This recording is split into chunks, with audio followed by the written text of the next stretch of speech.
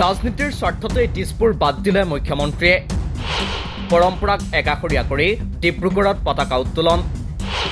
বিধানসভা নিৰ্বাচনক লৈ পূৰ্ণ প্ৰস্তুতি হিমন্ত বিশ্ব শৰ্মাৰ উজনিৰ ভেটিক লৈ শংকিত নেকি মুখ্যমন্ত্ৰী হিমন্ত বিশ্ব শৰ্মা 2025ৰ আৰম্ভণিতে লেঠা লাগিছে অসম চৰকাৰৰ জাতি মাটি লোকেল ফৰ ভোকেলৰ কথা কোৱাৰ পাছত থাইলেণ্ডৰ কোম্পানীৰে চুক্তিবদ্ধ হোৱাৰ পাছতেই সমালোচনাৰ পাত্ৰ হৈ পৰিছে মুখ্যমন্ত্ৰী হিমন্ত বিশ্ব শৰ্মা নৱনিযুক্ত মন্ত্ৰী কৃষ্ণেন্দু পালৰ বক্তব্যই দুবিধাত পেলাইছে থলুৱা অসমীয়াক বিদেশী কোম্পানীক দায়িত্ব দি থলুৱা গাহৰি পালকক উদ্ধাৰৰ কথা কোৱা মন্ত্ৰীক উলটি ধৰিছে স্বয়ং থলুৱা গাহৰি পালক সংস্থাই তাৰ পাছতো কোনো প্ৰতিক্ৰিয়া প্ৰকাশ নকৰা তথা জাতিৰ কথা হততে কৈ অহা চৰকাৰৰ এনে স্থিতিয়ে এতিয়া পোহৰলৈ আনিছে বিজেপি চৰকাৰৰ প্ৰকৃত স্বৰূপ এনেবোৰ কথাৰ মাজতে আন এক কথা পৰিলক্ষিত হৈছে অসমৰ ৰাজনৈতিক প্ৰেক্ষাপটত বছৰ বছৰ ধৰি দিছপুৰত অনুষ্ঠিত হৈ থকা গণৰাজ্য দিৱসত এইবাৰ স্বয়ং মুখ্যমন্ত্ৰী উপস্থিত থাকিল ডিব্ৰুগড়ত সংবেদনশীল বিষয়ত বক্তব্য দি কেইবাটাও ঘোষণা কৰিলে অসমৰ মুখ্যমন্ত্ৰীয়ে শ্ৰদ্ধাৰ ৰাইজ আজি দিনটোতে অসমৰ 25,000 নামঘৰ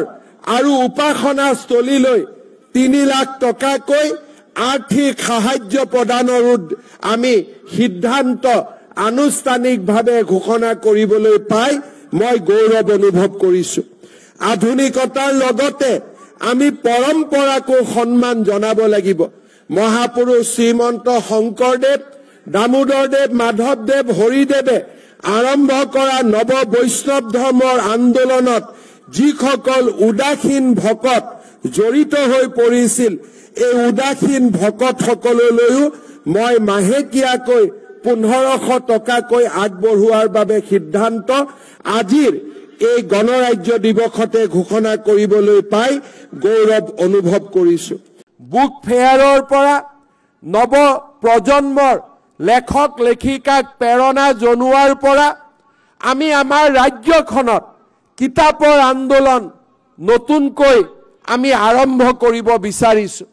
এই কিতাপৰ আন্দোলনত সহায় হোৱাকৈ অহা নৱেম্বৰ মাহত অসমৰ চৰকাৰী কৰ্মচাৰীসকলক দৰমহাৰ লগত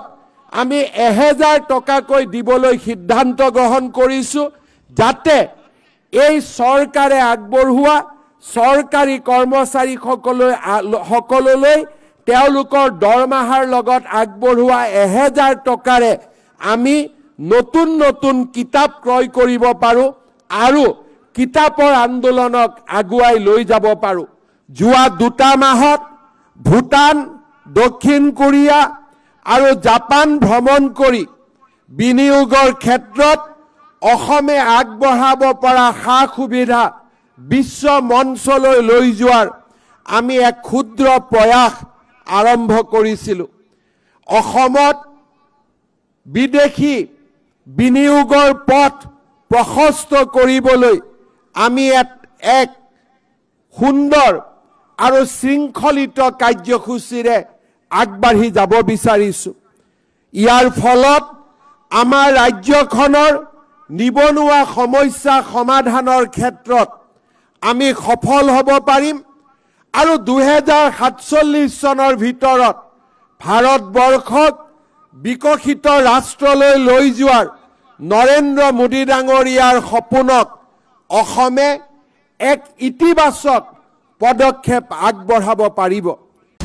ঘোষণা যিয়েই নহওক ৰাজ্যৰ ৰাজনীতিত এতিয়া অন্য এক দিশ পৰিলক্ষিত হৈছে সমান্তৰালভাৱে ৰাজ্যৰ আন্তঃগাঁথনিমূলক বা উৎপাদনমুখী কথাতকৈ এতিয়া যেন গুৰুত্বপূৰ্ণ হৈ পৰিছে ধৰ্মীয় বিষয়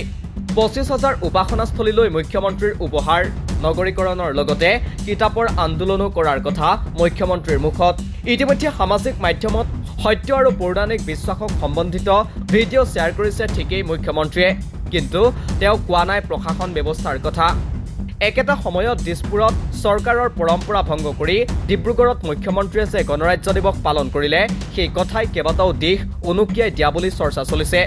উল্লেখ্য যে শেহতীয়াকৈ ডিব্ৰুগড়ত মুখ্যমন্ত্ৰীৰ মিনি সচিবালয় উদ্বোধন কৰাৰ সময়তে মুখ্যমন্ত্ৰী হিমন্ত বিশ্ব শৰ্মাই চলিত বৰ্ষৰ পৰা গণৰাজ্য দিৱসৰ দিনা ডিব্ৰুগড়ত মুখ্যমন্ত্ৰীয়ে ৰাষ্ট্ৰীয় পতাকা উত্তোলন কৰিব বুলি ঘোষণা কৰাৰ লগতে চাহ নগৰীখনক পৰ্যায়ক্ৰমে ৰাজ্যৰ দ্বিতীয় ৰাজধানীৰূপে গঢ়ি তোলা হ'ব বুলি ঘোষণা কৰিছিল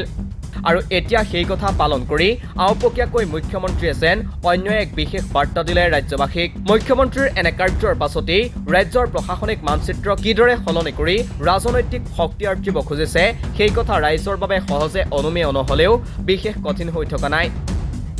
তেনে পৰিস্থিতিত একমাত্ৰ ব্যক্তিগত ৰাজনৈতিক স্বাৰ্থক গুৰুত্ব দিয়েই এতিয়া মুখ্যমন্ত্ৰীয়ে এনে কৌশলী স্থিতি লৈছে নেকি বুলিও আলোচনা চলিছে